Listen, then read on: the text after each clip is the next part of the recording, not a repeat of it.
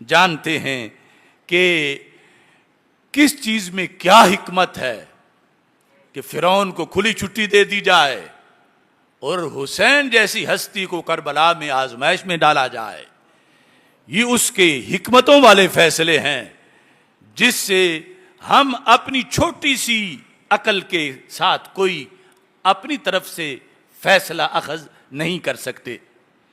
اور پھر جب حضرت امام حسین رضی اللہ تعالی عنہ نے اتنی بڑی قربانی دے کر دین بچایا، یہ میں بار بار کہتا ہوں کہ کئی بڑے بڑے بدبخت آج کے ماحول میں بھی بولتے ہیں، امام مظلوم پر آج بھی ظلم کرتے ہیں.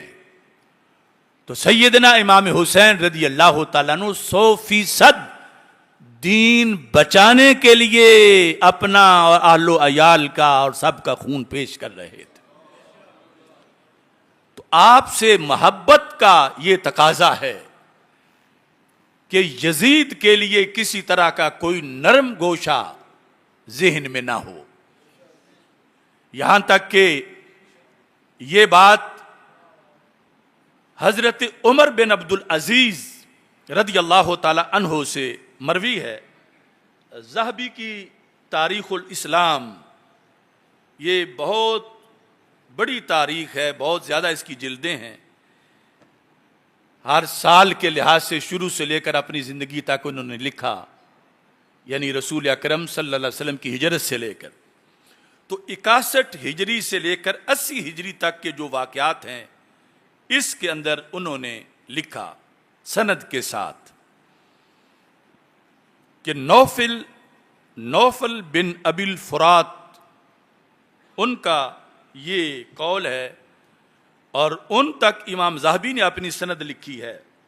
اور دوسری طرف یہ قول ابن حجر انہوں نے السوائق محرقہ کے اندر لکھا ہے، اور اس میں صفحہ نمبر 332 ہے. اور یاد رکھیں یہ وہی عمر بن عبد العزیز ہیں جو بنی امیہ سے تعلق رکھتے ہیں. یہ بھی ذہن میں رکھیں کہ قبیلوں میں اچھے برے لوگ ہوتے رہتے ہیں. یہ بنی امیہ وہی ہے کہ جس کے ایک شخص کو اللہ کے رسول علیہ السلام نے اللہ کے حکم سے یکے بعد دیگرے اپنی 2 شہزادیوں کو ان کے نکاح میں دیا.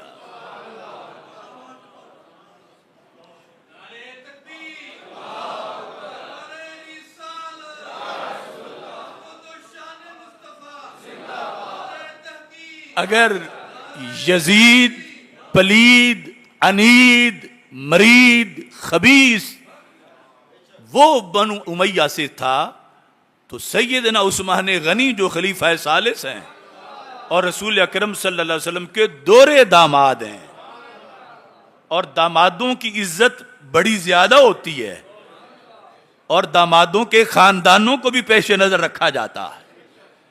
اور کتنی اصحاب ہیں جن کا تعلق بنی امیہ کے ساتھ ہے. لہذا تھوک سے لعنتیں بھیجنے والے بھی اپنا حشر قیامت کے دن دیکھیں گے. داتا صاحب جیسا بندہ اپنی کتاب کشف المحجوب میں یزید کے مسئلے پر لکھ گئے کیا اخزا اللہ، اللہ اسے رسوا کرے. اللہ اسے کیا کرے؟ یزید کو اللہ، یزید کو اللہ. یہ کس نے لکھا ہے؟ کہاں لکھا ہے؟ اور اگلا ساتھ متصل کیا ہے؟ دون ابی ہے. فرمایا یزید تک رکو، آگے منہ نہ ڈالنا. یہ داتا صاحب کی سنیت ہے، آصف جلالی نے نہیں گڑی.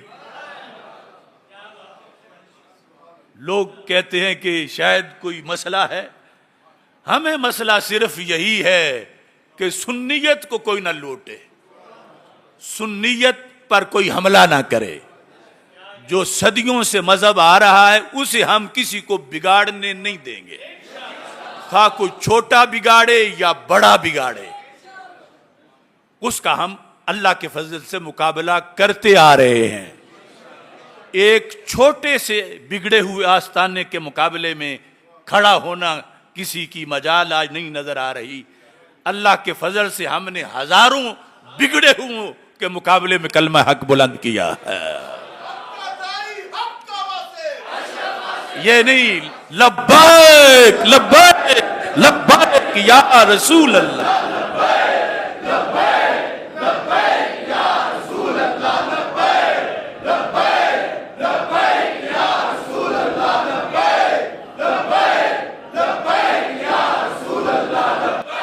اب دیکھیے سند کے ساتھ نوفل کیا کہتے ہیں. کنت عند عمر بن عبد العزیز، میں حضرت عمر بن عبد العزیز رضی اللہ تعالی عنہ کے پاس تھا، بیٹھا تھا، جن کو روافض بھی آ کے گالیوں میں کچھ چھوٹ دے جاتے ہیں کبھی، لیکن ان کا تو مذہبی گالیاں دینا ہے. تو عمر بن عبد العزیز جن کو بعض نے 5واں خلیفہ راشد قرار دیا، وہ علیحدہ باس ہے. فذکر رجل، راوی کہتا ہے میں ان کے پاس بیٹھا تھا. کن کے پاس؟ حضرت عمر بن عبد العزیز کے پاس. تو کیا ہوا، ایک بندے نے وہاں یزید کا ذکر کیا. بنی امیہ کے عظیم فرزند حضرت عمر بن عبد العزیز جو اس وقت خلیفہ تھے، ان کے سامنے کسی نے یزید پلید کا ذکر کیا. اور ذکر کیسے کیا؟ کہتا ہے قال امیر المومنین یزید، یہ لفظ اس نے بولے. اب یہ بھی دھیان رکھنا، میں نے جو وہ لفظ بول لے نا، کسی نے یہ کاٹ کے کہنا جلالی کہہ رہا ہے امیر المومنین یزید. یعنی اتنی شیطانیت ہے آج. دیکھ لو آپ، اس نے یزید کو امیر المومنین بنا دیا ہے. تو اس بندے نے جو حضرت عمر بن عبد العزیز کے پاس بیٹھا تھا، اس نے ذکر کیا یزید کا، اور لفظ ساتھ لقب یہ امیر المومنین یزید. فقال، تو حضرت عمر بن عبد العزیز نے کہا تقول امیر المومنین، کہ تو اس گندے کو امیر المومنین کہہ رہا ہے. فوراً اسے سزا دلوائی. وَأَمَرَ بِهِ، حکم دیا جلاد کو کہ اس کو 20 کوڑے ابھی ابھی مارو. فَضُرِبَ 20 صَوْتًا، بنی امیہ کے اس عظیم فرد نے یزید کو امیر المؤمنین کہنے والے کو 20 کوڑے مروائے. لہذا حق مسلک سے پہچانا جاتا ہے، اور اس انداز میں یہ حقیقت ہے، اور اس پر اپنا مسلک رکھنا برقرار یہ بڑا اس وقت مشکل ہو رہا ہے. کیوں؟ ہم صراط مستقیم والے ہیں، کچھ ادھر سے حملہ کرتے ہیں، کچھ ادھر سے حملہ کرتے ہیں. چونکہ صراط مستقیم کی تعریف ہے کہ وہ درمیان میں ہوتا ہے، سیدھا ہوتا ہے، اور منزل کی طرف جانے کا شارٹ رستہ ہوتا ہے.